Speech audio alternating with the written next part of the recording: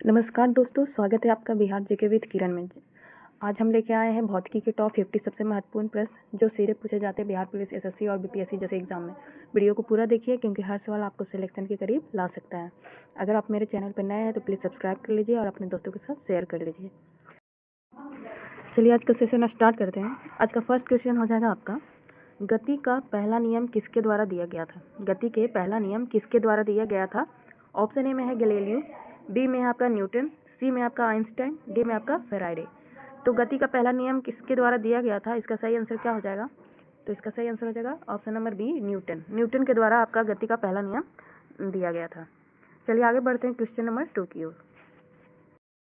Question number 2 में है आपका, बल का एसआई मात्रक क्या होता है? बल का एसआई मात्रक क्या होता है? ऑप्शन ए में आपका जूल, बी वाट, सी न्यूटन, डी पास्कल। तो इसका सही आंसर क्या हो जाएगा आपका? बल का एसआई मात्रक आपका हो जाएगा ऑप्शन नंबर सी, न्यूटन हो जाएगा। बल का एसआई मात्रक क्या होता है? तो न्यूटन होता है। चलिए आगे बढ़ते हैं क्वेश्चन नंबर 3 की ओर। क्वेश्चन नंबर 3 में हो जाएगा आपका, कार्य वर्ग का एसआई मात्रक क्या होता है? कार्य का एसआई मात्रक क्या होता है? तो ऑप्शन ए में आपका न्यूटन, बी में आपका जूल, सी में आपका वाट, डी में आपका एम्पियर। तो वर्ग का एसआई मात्रक क्या होता है? तो इसका सही आंसर हो जाएगा आपका ऑप्शन नंबर बी, जूल होता है। कार्य का एसआई मात्रक क्या होता है? तो जूल होता है। क्वेश्चन नंबर 3 का सही आंसर हो जाएगा जूल। चलिए आगे बढ़ते हैं क्वेश्चन नंबर 4 की ओर।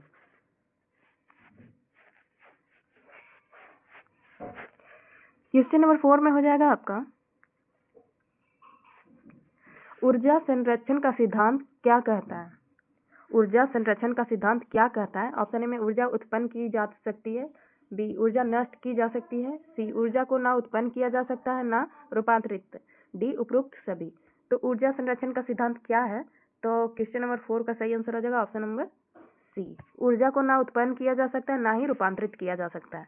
क्वेश्चन नंबर 4 का सही आंसर हो जाएगा ऑप्शन नंबर सी। चलिए आगे बढ़ते हैं क्वेश्चन नंबर 5 की ओर। क्वेश्चन नंबर 5 में है आपका, ध्वनि की चाल वायु में कितनी होती है? ध्वनि की चाल वायु में कितनी होती है? ऑप्शन में है आपका, ए में है 150 मीटर प्रति सेकेंड, बी में आपका 300 मीटर प्रति सेकेंड, सी में आपका 343 मीटर प्रति सेकेंड, डी में आपका 500 मीटर प्रति सेकेंड। तो इसका सही आंसर क्या हो जाएगा? ध्वनि की चाल वायु में कितनी होती है? तो ऑप्शन नंबर सी इसका सही हो जाएगा, 343 मीटर प्रति सेकेंड होता है। ध्वनि की चाल वायु में 343 मीटर प्रति सेकेंड होता है। चलिए आगे बढ़ते हैं क्वेश्चन नंबर 6 की ओर। क्वेश्चन नंबर 6 में हो जाएगा आपका, वेग और चाल में अंतर क्या है? वेग और चाल में अंतर क्या है? चाल, ऑप्शन में चाल सदिश है, बी वेग अदिश है, सी चाल अदिश है, वेग अदिश है, डी दोनों समान है। तो क्वेश्चन नंबर 6 का सही आंसर क्या हो जाएगा? वेग और चाल में क्या अंतर है? तो ऑप्शन नंबर सी इसका सही हो जाएगा, चाल अदिश है और वेग सदिश है। चलिए आगे बढ़ते हैं क्वेश्चन नंबर 7 की ओर। क्वेश्चन नंबर 7 में हो जाएगा आपका, प्रकाश की गति कितनी होती है? प्रकाश की गति कितनी होती है? तो ऑप्शन ए में है आपका 3 × 10⁻⁶ मीटर प्रति सेकेंड, बी में आपका 3 × 10⁸ मीटर प्रति सेकेंड, सी पे आपका 310⁵ किलोमीटर प्रति सेकेंड और डी में आपका 3 × 10⁴ मीटर प्रति सेकेंड। तो प्रकाश की गति कितनी होती है? तो इसका सही आंसर हो जाएगा ऑप्शन नंबर बी, 3 × 10⁻10 मीटर प्रति सेकेंड, बी इसका सही हो जाएगा। चलिए आगे बढ़ते क्वेश्चन नंबर 9 में आपका, न्यूटन का तीसरा नियम क्या कहता है? न्यूटन का तीसरा नियम क्या कहता है? ऑप्शन ए में है आपका, गति में वस्तु तब तक बनी रहती है, बल, बी में आपका बल द्रव्यमान इंटू त्वरण, सी प्रत्येक क्रिया के समान एवं विपरीत प्रतिक्रिया होती है, ऑप्शन नंबर डी में आपका उपरोक्त सभी। तो और न्यूटन का तीसरा नियम क्या कहता है? ऑप्शन नंबर सी, प्रत्येक क्रिया के समान एवं विपरीत प्रतिक्रिया होती रहती है। चलिए आगे बढ़ते हैं क्वेश्चन नंबर 10 की ओर। क्वेश्चन नंबर 10 में है आपका, शक्ति का एसआई मात्रक क्या है? पावर का एसआई मात्रक क्या है? Option A watt, B joule, C newton, D calorie. तो शक्ति का एसआई मात्रक क्या है? तो ऑप्शन नंबर इसका सही हो जाएगा ए, वाट। इस शक्ति का एसआई मात्रक वाट होता है। चलिए आगे बढ़ते क्वेश्चन नंबर 11 की ओर। क्वेश्चन नंबर 11 में हो जाएगा आपका, प्रकाश वर्ष किसका मात्रक है? प्रकाश वर्ष किसका मात्रक है? ऑप्शन ए में समय, बी दूरी, सी ऊर्जा, डी द्रव्यमान। तो प्रकाश वर्ष किसका मात्रक है? तो ऑप्शन इसका सही आंसर हो जाएगा बी, दूरी। प्रकाश वर्ष किसका मात्रक है? तो दूरी का मात्रक है। चलिए आगे बढ़ते हैं क्वेश्चन नंबर 12 की ओर। क्वेश्चन नंबर 12 में हो जाएगा आपका, ध्वनि किस माध्यम में सबसे तेज चलती है? ध्वनि किस माध्यम में सबसे तेज चलती है? ऑप्शन नंबर ए ठोस, बी तरल, सी गैस, डी निर्वात। तो ध्वनि किस माध्यम में सबसे तेज चलती है? तो ऑप्शन नंबर इसका सही हो जाएगा ठोस। ऑप्शन नंबर ए ठोस। चलिए आगे बढ़ते हैं क्वेश्चन नंबर 3 की ओर। क्वेश्चन नंबर 3 में आपका, दर्पण में बनने वाला प्रतिबिंब कैसा होता है? ऑप्शन ए वास्तविक और उल्टा, बी आभासी और सीधा, सी आभासी और उल्टा, डी वास्तविक और सीधा। दर्पण में बनने वाला प्रतिबिंब कैसा होता है? तो ऑप्शन इसका सही हो जाएगा ऑप्शन नंबर बी आभासी और सीधा। ऑप्शन नंबर बी आभासी और सीधा। चलिए आगे बढ़ते हैं क्वेश्चन नंबर 14 की ओर। क्वेश्चन नंबर 14 में है आपका, न्यूटन का दूसरा नियम किससे संबंधित है? न्यूटन का दूसरा नियम किससे संबंधित है? ऑप्शन में ऊर्जा, बी गति, सी बल और त्वरण, डी विस्थापन। तो न्यूटन का दूसरा नियम किससे संबंधित है? तो इसका सही आंसर क्या हो जाएगा क्वेश्चन नंबर 14 का? तो इसका सही हो जाएगा ऑप्शन नंबर सी बल और त्वरण। न्यूटन का दूसरा नियम किससे संबंधित है? बल और त्वरण का। चलिए आगे बढ़ते हैं क्वेश्चन नंबर 15 की ओर। क्वेश्चन नंबर 15 में हो जाएगा आपका, एसआई पद्धति में तापमान की इकाई क्या है? एसआई पद्धति में तापमान की इकाई क्या है? Option number A degree, B Celsius, C Fahrenheit, D kelvin. तो एसआई पद्धति में तापमान की इकाई क्या होती है? तो इसका सही आंसर हो जाएगा ऑप्शन नंबर डी केल्विन होती है। एसआई पद्धति में तापमान की इकाई क्या होती है? तो केल्विन होती है। चलिए आगे बढ़ते हैं क्वेश्चन नंबर 16 की ओर। क्वेश्चन नंबर 16 में आपका, विद्युत धारा का मात्रक क्या होता है? विद्युत धारा का मात्रक क्या होता है? Option number A volt, B ohm, C ampere, D watt. तो विद्युत धारा का मात्रक क्या होता है? ऑप्शन नंबर इसका सही हो जाएगा ऑप्शन नंबर सी एम्पियर। विद्युत धारा का मात्रक एम्पियर होता है। चलिए आगे बढ़ते हैं क्वेश्चन नंबर 17 की ओर। क्वेश्चन नंबर 17 में आपका, विद्युत प्रतिरोध का मात्रक है क्या होता है? विद्युत प्रतिरोध का मात्रक क्या होता है? Option number A Om, B ampere, C joule, D henry. तो विद्युत प्रतिरोध का मात्रक क्या होता है? तो ऑप्शन इसका सही हो जाएगा ए ओम। विद्युत प्रतिरोध का मात्रक ओम होता है। चलिए आगे बढ़ते हैं क्वेश्चन नंबर 18 की ओर।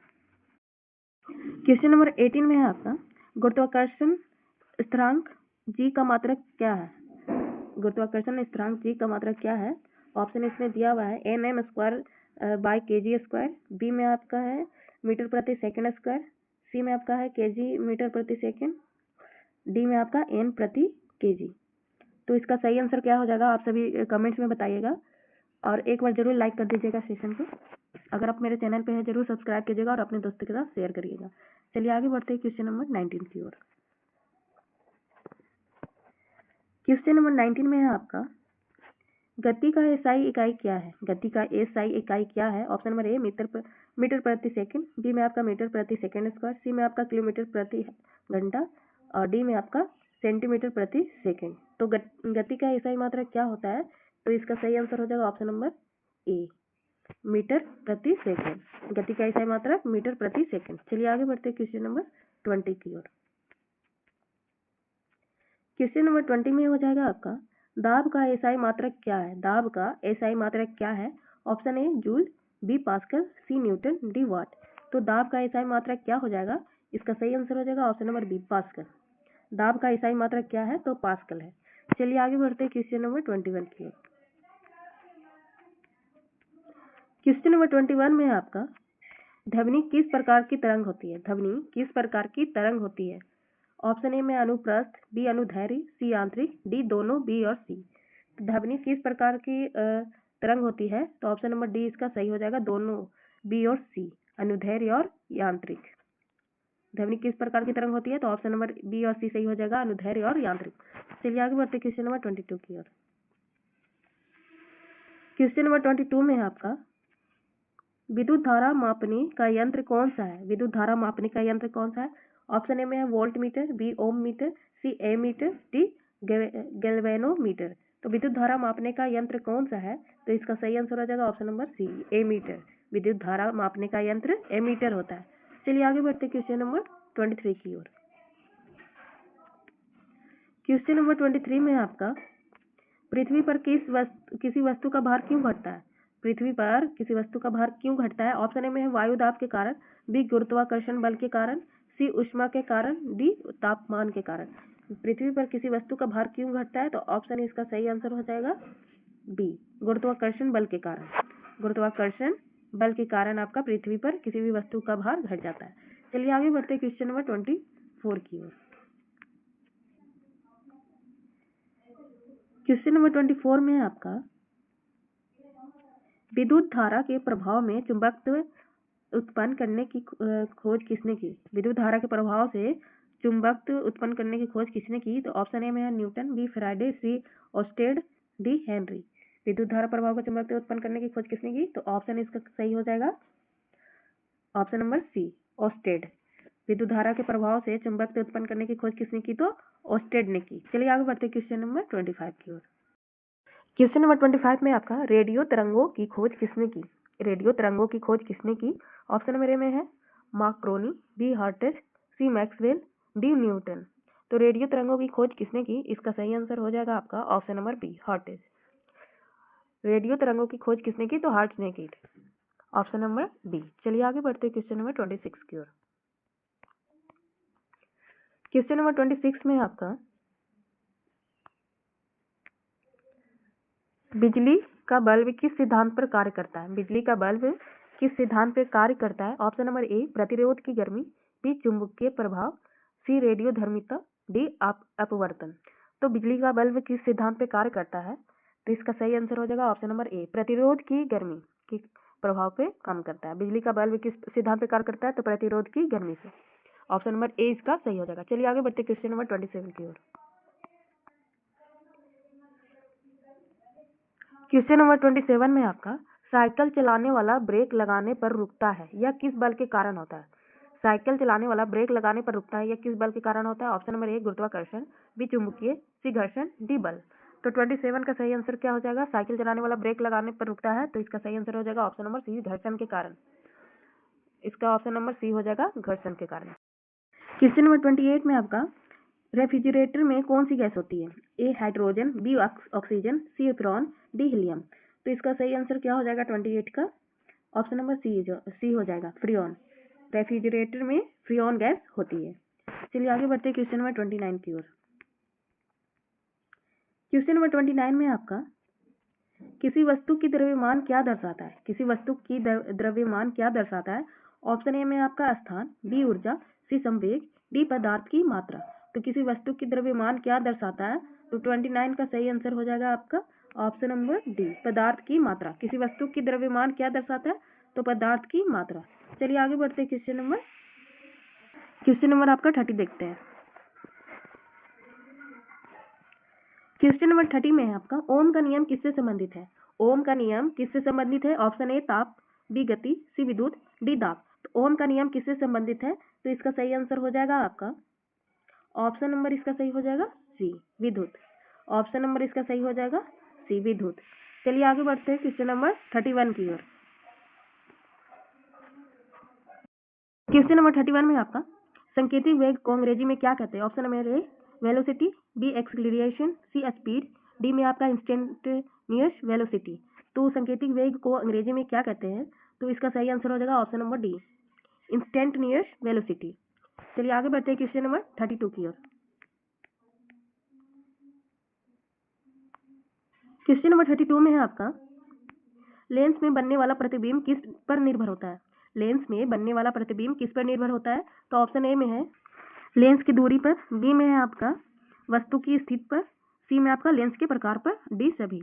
तो लेंस में बनने वाला प्रतिबिंब किस पर निर्भर होता है? तो ऑप्शन ए में लेंस की दूरी, बी में वस्तु की स्थिति पर, सी में लेंस के प्रकार या सभी। तो इसका सही आंसर हो जाएगा आपका ऑप्शन नंबर डी, सभी। लेंस में बनने में प्रतिबिंब किस पर निर्भर करता है? तो ऑप्शन नंबर डी इसका सही हो जाएगा, लेंस की दूरी पर, वस्तु की स्थिति पर और लेंस के प्रकार पर, ये सभी पर निर्भर करती है। चलिए आगे बढ़ते हैं क्वेश्चन नंबर 33 की ओर। क्वेश्चन नंबर 33 में है आपका ध्वनि की गति बढ़ती है जब, ऑप्शन ए में है तापमान बढ़ता है तब, बी दबाव घटता है तब, सी में वायु नमीदार हो, डी ए और सी दोनों। ध्वनि की गति बढ़ती है जब, तो इसका सही आंसर हो जाएगा आपका 33 का ऑप्शन नंबर डी, ए और सी। ध्वनि की गति बढ़ती है, तापमान बढ़ता है तब, वायु नमीदार हो तब। तो इसका सही आंसर हो जाएगा ऑप्शन नंबर डी, ए और सी। चलिए आगे बढ़ते क्वेश्चन नंबर 34 की। क्वेश्चन नंबर 34 में है आपका पानी का घनत्व सबसे अधिक होता है पानी का घनत्व सबसे अधिक होता है option number A 0 degree Celsius, B 4 degree Celsius, C 100 degree Celsius, D -4 degree Celsius. तो पानी का घनत्व सबसे अधिक किसमें होता है? तो 34 का सही आंसर हो जाएगा option number B 4 degree Celsius. चलिए आगे बढ़ते हैं क्वेश्चन नंबर 35 की ओर। क्वेश्चन नंबर 35 में है आपका टॉर्च में किस दर्पण का प्रयोग होता है? टॉर्च में किस दर्पण का प्रयोग होता है? तो ऑप्शन नंबर ए में है उत्तल, बी अवतल, सी समतल, डी अवतल लेंस। तो टॉर्च में किस दर्पण का प्रयोग होता है? तो इसका सही आंसर हो जाएगा ऑप्शन नंबर बी अवतल दर्पण का प्रयोग होता है। टॉर्च में किस दर्पण का प्रयोग होता है? तो ऑप्शन नंबर बी अवतल दर्पण का प्रयोग होता है। चलिए आगे बढ़ते हैं। क्वेश्चन नंबर 37 में आपका E is equal to MC square किसका सूत्र है? E is equal to MC square किसका सूत्र है? Option number A Newton, B Galileo, C Einstein, D Pascal. तो इसका सही आंसर हो जाएगा option number C Einstein. E is equal to MC square option number C सही हो जाएगा। चलिए आगे बढ़ते हैं क्वेश्चन नंबर 38 की ओर। क्वेश्चन नंबर 40 में आपका बैरोमीटर किसे मापता है? बैरोमीटर किसे मापता है? ऑप्शन नंबर ए तापमान, बी वायु दाब, सी ऊंचाई, डी गहराई। तो 40 का सही आंसर आपका क्या हो जाएगा? बैरोमीटर किसे मापता है? तो ऑप्शन नंबर बी वायु दाब को मापता है। चलिए आगे बढ़ते हैं क्वेश्चन नंबर 41 की ओर। क्वेश्चन नंबर 41 में आपका सामान्य मनुष्य की सुनने की सीमा होती है। सामान्य मनुष्य की सुनने की सीमा होती है ऑप्शन नंबर ए 20 से 200 हर्ट्ज तक, बी 20 से 20,000 हर्ट्ज तक, सी 200 से 20,000 हर्ट्ज तक, डी 10 से 10,000 हर्ट्ज तक। तो सामान्य मनुष्य की सुनने की सीमा क्या होती है? तो 41 का सही आंसर हो जाएगा बी 20 से 20,000 हर्ट्ज तक सामान्य मनुष्य की सुनने की सीमा होती है। चलिए आगे बढ़ते हैं क्वेश्चन नंबर 42 की ओर। 42 में आपका दिशा का ज्ञान देने वाला यंत्र, दिशा का ज्ञान देने वाला यंत्र कौन सी है? Option number A barometer, B thermometer, C compass, D altimeter. तो दिशा का ज्ञान देने वाला यंत्र है, तो इसका सही आंसर हो जाएगा option number C compass. Option number C इसका सही हो जाएगा कंपास। चलिए आगे बढ़ते हैं क्वेश्चन नंबर 43 की ओर। क्वेश्चन नंबर 43 में है आपका भूकंप मापक यंत्र को क्या कहते हैं? भूकंप मापक यंत्र को क्या कहते हैं? Option number A thermometer, B seismography, C barometer, D compass. तो भूकंप मापक का यंत्र क्या होता है? तो 43 का सही आंसर हो जाएगा ऑप्शन नंबर बी सिस्मोग्राफ। भूकंप मापक यंत्र का क्या कहते हैं? तो सिस्मोग्राफ कहते हैं। चलिए आगे बढ़ते हैं क्वेश्चन नंबर 44 की ओर। क्वेश्चन नंबर 44 में है आपका ध्वनि की तरंगे किस माध्यम में नहीं चल सकती? ध्वनि की तरंगे किस माध्यम में नहीं चल सकती? ऑप्शन नंबर ए ठोस, बी तरल, सी गैस, डी निर्वात। तो ध्वनि की तरंगे किस माध्यम में नहीं चल सकती? तो 44 का सही आंसर हो जाएगा ऑप्शन नंबर डी निर्वात। ध्वनि की तरंगे किस माध्यम में नहीं चल सकती? तो निर्वात के माध्यम से नहीं चल सकती। चलिए आगे बढ़ते क्वेश्चन नंबर 45 की ओर। क्वेश्चन नंबर 45 में आपका चुंबकीय क्षेत्र मापने का यंत्र क्या है? तो चुंबकीय क्षेत्र को मापने का यंत्र क्या है? तो option number A galvanometer, B barometer, C voltmeter, D magnetometer. तो चुंबकीय क्षेत्र को मापने का यंत्र कौन सी हो जाएगी? तो 45 का सही आंसर हो जाएगा ऑप्शन नंबर डी मैग्नेटोमीटर। चुंबकीय क्षेत्र को मापने का यंत्र को क्या कहते हैं? तो मैग्नेटोमीटर कहते हैं। चलिए आगे बढ़ते क्वेश्चन नंबर 46 की ओर। क्वेश्चन नंबर 46 में आपका दर्पण का फोकस किस बिंदु पर होता है? दर्पण का फोकस किस बिंदु पर होता है? ऑप्शन नंबर ए केंद्र के 2 गुना दूरी पर, बी ध्रुव के पास, सी केंद्र और ध्रुव के बीच, डी केंद्र से बाहर। तो दर्पण का फोकस किस बिंदु पर होता है? तो 46 का सही आंसर हो जाएगा ऑप्शन नंबर सी केंद्र और ध्रुव के बीच, केंद्र और ध्रुव के बीच इसका सही आंसर हो जाएगा। चलिए आगे बढ़ते क्वेश्चन नंबर 47 की ओर। क्वेश्चन नंबर 47 में आपका विद्युत धारा के कारण चुंबकीय क्षेत्र की खोज किसने की? विद्युत धारा के कारण चुंबकीय क्षेत्र की खोज किसने की? Option number A Om, B Faraday, C Oersted, D Ampere. तो विद्युत धारा के कारण चुंबकीय क्षेत्र की खोज किसने की? तो इसका सही आंसर हो जाएगा option number C Oersted. Option number C इसका सही हो जाएगा। चलिए आगे बढ़ते हैं क्वेश्चन नंबर 48। क्वेश्चन नंबर 48 में है आपका मानव शरीर का सामान्य तापमान क्या होता है? मानव शरीर का सामान्य तापमान क्या होता है? Option number A 37 degree Fahrenheit, B 37 degree Celsius, D 98.6 degree Celsius, D 100 Fahrenheit. तो मानव शरीर का सामान्य तापमान क्या होता है? तो इसका सही आंसर हो जाएगा option number C 98.6 degree Celsius. 48 का सी इसका सही हो जाएगा। चलिए आगे बढ़ते हैं क्वेश्चन नंबर 49 की ओर।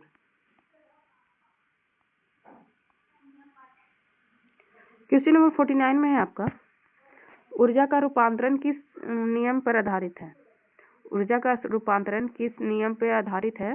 तो ऑप्शन नंबर ए ऊर्जा संरक्षण नियम, बी गति का नियम, सी विद्युत नियम, डी भार नियम। तो ऊर्जा का रूपांतरण किस नियम पर आधारित है? तो 49 का सही आंसर हो जाएगा आपका ऑप्शन इसका सही हो जाएगा ए ऊर्जा संरक्षण नियम।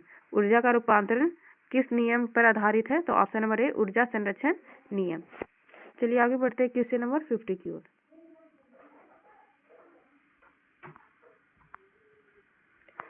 क्वेश्चन नंबर 50 में है आपका, माध्यम बदलने पर प्रकाश की दिशा क्यों बदलती है? ऑप्शन नंबर ए में है आपका परिवर्तन के कारण, बी अपवर्तन के कारण, सी विवर्तन के कारण, डी ध्रुवण के कारण। तो माध्यम बदलने पर प्रकाश की दिशा क्यों बदलती है?